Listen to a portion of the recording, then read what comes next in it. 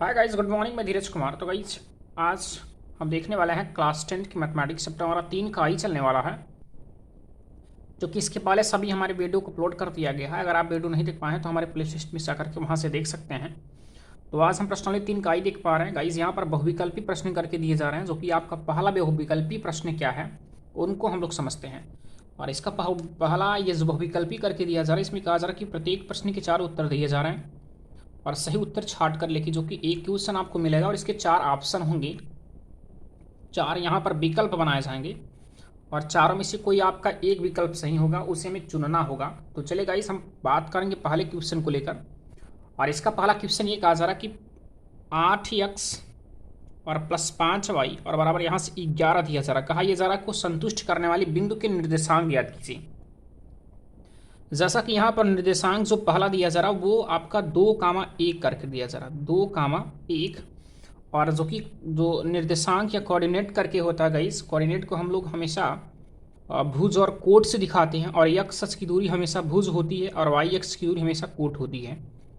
ये x अक्ष की दूरी आपकी भुज और ये y अक्ष की दूरी है। मैं कह सकते हो ये x का मान है और ये क्या है, y का मान। तो हम कह सकते हैं ये x का मान 2 दिया जा रहा है, y का मान 1 है।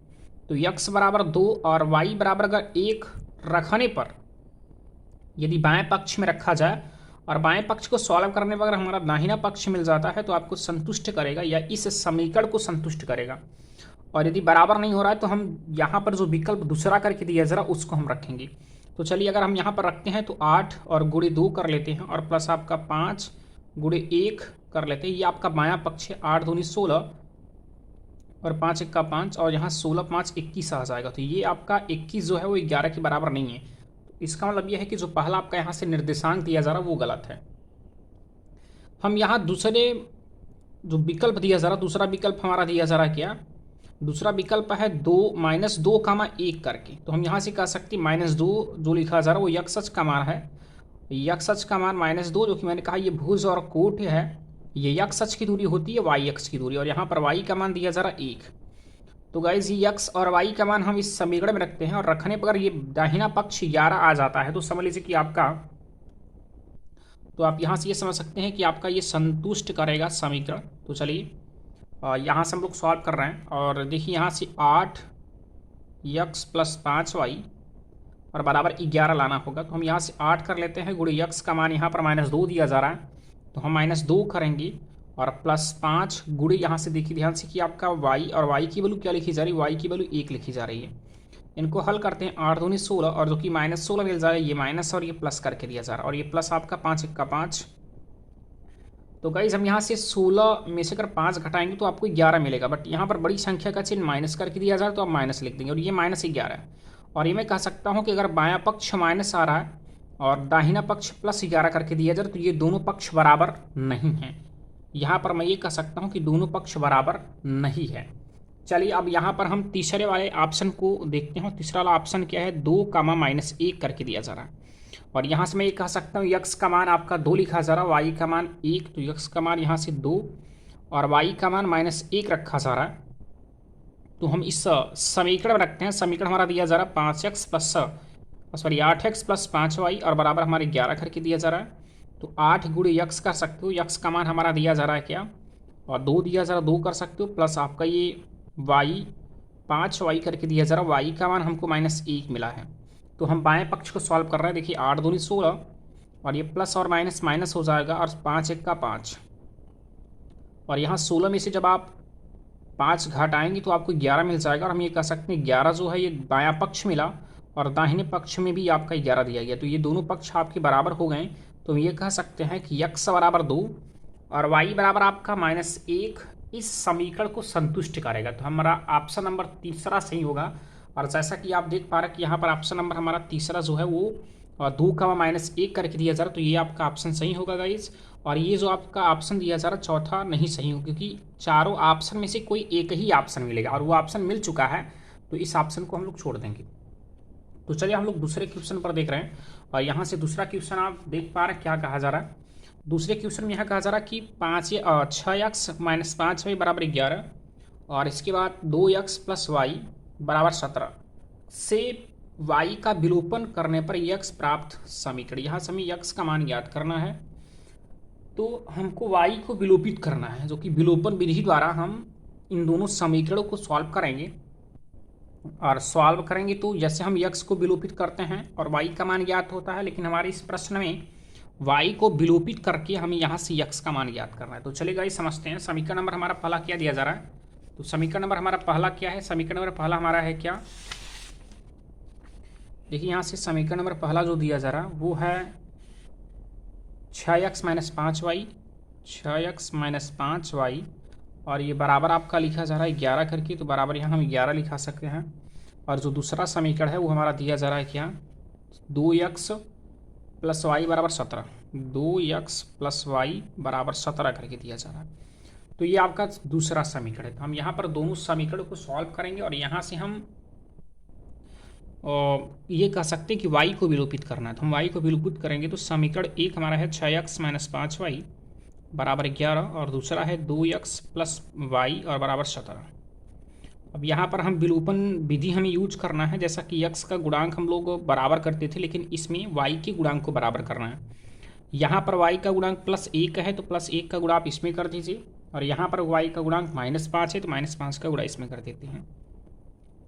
अब यहाँ पर देखिए गुणा कर रहे हैं तो 1 का गुणा 6x या 5y में करेंगे तो मिलेगा वही चीज़ 6x माइनस 5y और बराबर 11। इस -5 का गुणा इसमें करेंगे तो 5 दूनी 10, क्योंकि -10x मिल जाएगा।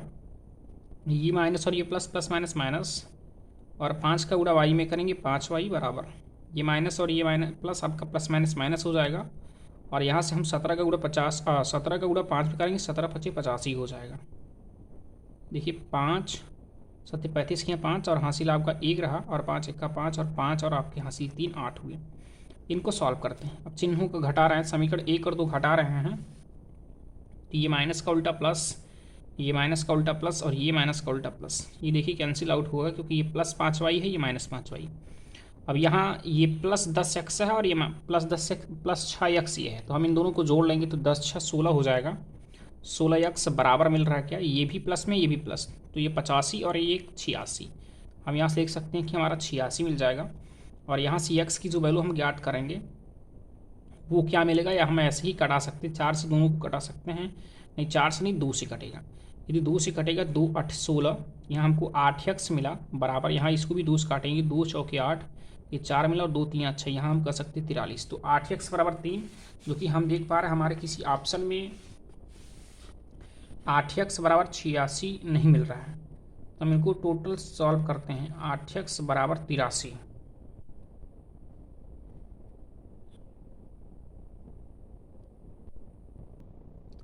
तो गाइज हमें यहाँ से 8x बराबर 43 मिल चुका है।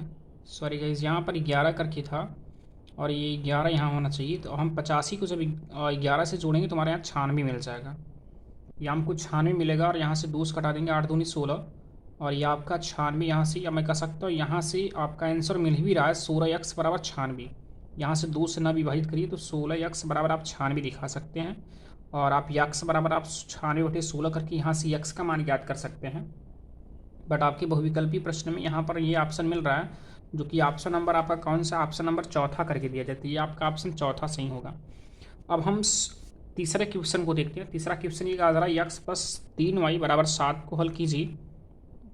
वही चीज़ जैसे हमने सवाल नंबर पहले में सॉल्व किया कि x का मान क्या रखा जाए, y का मान क्या रखा जाए, कि आपका ये बाएं पक्ष में रखने पर दायां पक्ष आपको मिल जाना चाहिए। जैसे अगर इसमें ये रखना हो, पहला ऑप्शन x का स्थान पर 2 रखूँगा, y का स्थान पर 1, तो 3 का 3 और 3 2 5, ये 7 है, ये ऑप्शन नहीं सही है।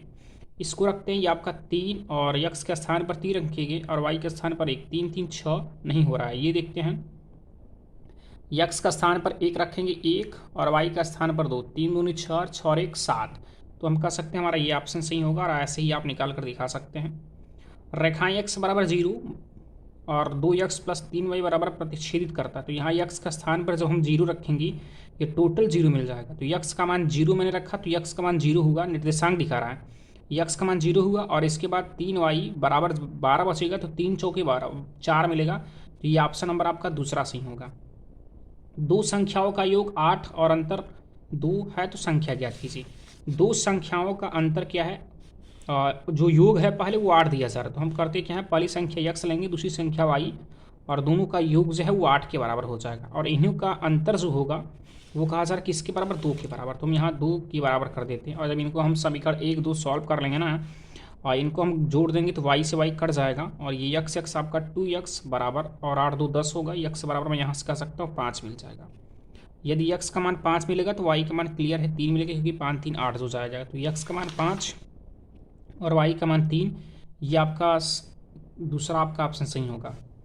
अब छठवां दिया जा रहा 3x प्लस वाई बराबर 9 और 2x प्लस 3y बराबर 6। इन दोनों समीकरण को सॉल्व करना है। सॉल्व करने पर हमको देखना कि x और y का मान क्या मिलेगा। तो गाइज आप इसे विलोपन या प्रतिस्थापन किसी भी विधि द्वारा कर सकते हैं। तो इस क्वेश्चन को मैं आपके लिए छोड़ता हूँ और आप हल करिए। अगर आपको समस्या तो आप कमेंट में बताइएगा, मैं आपको ये प्रश्न पुनः सॉल्व करवाऊंगा। ठीक है, चलिए अब यहाँ पर बात करेंगे सवाल नंबर 17 को लेकर के, 7 को लेकर के। यहाँ कहा जा रहा भिन्न 2/3 बनाने के लिए 2/3 बनाने के लिए भिन्न 2/7 अंश और हर में जोड़ने वाली संख्या होगी। तो यहाँ पर 2/3 कहा जा रहा है, इनमें हम इसके अंश और हर में क्या जोड़ें, यानी अंश और हर दोनों में क्या जोड़ें कि जोड़ने पर ये 2/7 के बराबर हो जाए। तो हमें 4 ऑप्शन मिल रहा है, तो हम बारी बारी से सभी ऑप्शन को यहाँ से जोड़कर ये दिखा सकते हैं कि कौन सा ऑप्शन आपका सही होगा। तो जैसे मैं यहाँ अगर 8 जोड़कर देखता हूँ अंश और हर दोनों में, 8 यहाँ भी जोड़ते हैं 8 यहाँ भी जोड़ते हैं, तो 8 और 2 10 हो जाएगा। बट यहाँ से 8 3 11, और यदि हम देख पा रहे हैं यहाँ से सॉल्व करेंगे तो हमारा 2/7 के बराबर नहीं हो सकता है। तो चलिए इसे छोड़ते हैं अब। लेकिन अगर कुछ हम ऐसा करते हैं कि 2/3 बनाने के लिए 2/3 आना चाहिए और 2/7 में क्या जोड़ें, तो हमें ये चीज़ गलत है। 2/7 में क्या जोड़े कि 2/3 आ जाए।